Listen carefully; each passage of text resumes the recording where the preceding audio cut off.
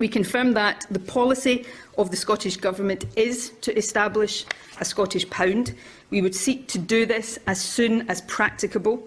The precise timing would be determined not by a fixed timetable, but by a set of objective requirements and criteria, guided by advice from the Central Bank and subject to a decision by Parliament in the overall interests of the country.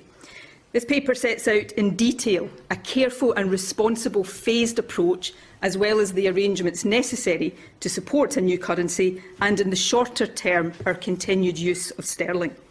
From the Scottish Currency Group's sort of perspective, the currency proposals in this report are what let it down.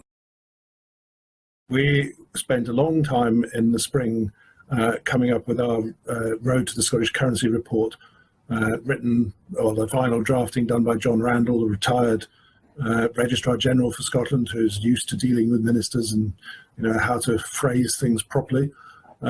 And sending that privately so that there'd be no publicity or anything to ministers and senior civil servants, in the hope that that would influence this paper and result in something that was a sensible policy. Unfortunately, a little bit of the vocabulary seems to have been used, but it's basically been added to a camouflage net that's been flung over a reheated version of the Growth Commission. That wasn't acceptable in 2018, and it's still not acceptable now. We put a lot of effort into coming up with a wording that would work in the prospectus, and what we basically were saying was that what you should do to accommodate the entire Yes movement, come up with a common position that would work for absolutely everyone, was to say that the important thing is to get the preparations for the central bank and currency completed, but ideally by Independence Day, and that means things like a payment network for the Scottish pound, getting the banknotes and coins printed and manufactured, setting up the central bank, having the basic staff in place and an office and things like that, the IT system and so forth, in order to ensure that the post-independence government, which is probably going to be a different government, maybe it's still SNP, but we're talking about 5 years in the future. So there'll have been another election between now and then, and so it's going to be a different government. In order to ensure that that government has the choice to introduce the new currency as soon as practicable.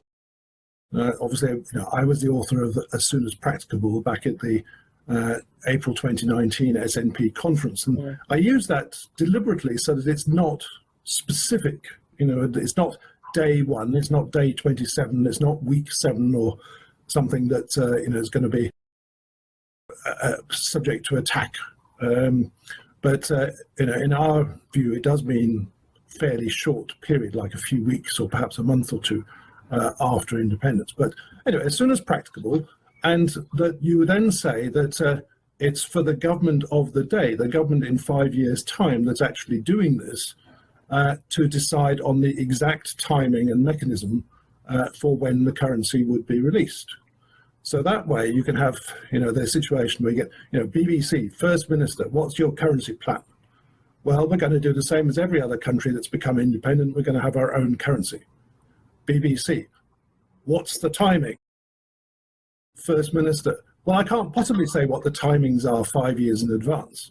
That would be silly. It's up to the government of the day, which can see the circumstances and take the advice of the central bank and listen to the views of Parliament and the MPs and the public to decide exactly how this is done. End of discussion. So the First Minister, when she was in that press conference, she did use that phrase, didn't she, as soon as practicable? We would seek to do this as soon as practicable. Yeah, so what's the difference between what you're meaning by it and how she's using it? The trouble is that the report also says, it's got things like, there's a paragraph near the front of the currency section where it says, in the early years of independence, we will carry on using sterling. And it is years plural, and it is early years of independence. So this means after Independence Day. So we've probably had a 2 to 3 year transition period already between a vote and Independence Day. So we're talking about, sort of going to carry on using sterling maybe 2 or 3 years after we had the referendum, and for years, plural, after that. So that's not as soon as practicable. There are people in my own side of this debate who would love me to stand up and say, on day one of independence, we will suddenly have our own currency. That is not possible. We need to make a transition from where we are to having our own currency, and that is what we set out. Now, during that period, when we continue to use sterling, which we are free to do because it's an internationally traded currency, it doesn't depend on agreement with the UK, we would be in a position of our monetary policy still being governed by the Bank of England. Now, that, for a transitionary period, is necessary. But we do not consider that that is a sensible position longer term, which is why we are steering the policy of moving to a separate currency as soon as practicable. I mean, is it possible for us to move to our own Scots pound before Independence Day? You can't do it before Independence Day because we're still part of the UK. So you'd have to do it shortly after. So, you know, in our planet, I think it's about 2 months after Independence Day. I listened to you going through that whole timeline, and compared to what you know you can pick up in other parts of the mainstream media, it's just amazing hearing that. But it's also not that unusual, isn't it, for a country? It doesn't need to take that long to set up their own currency.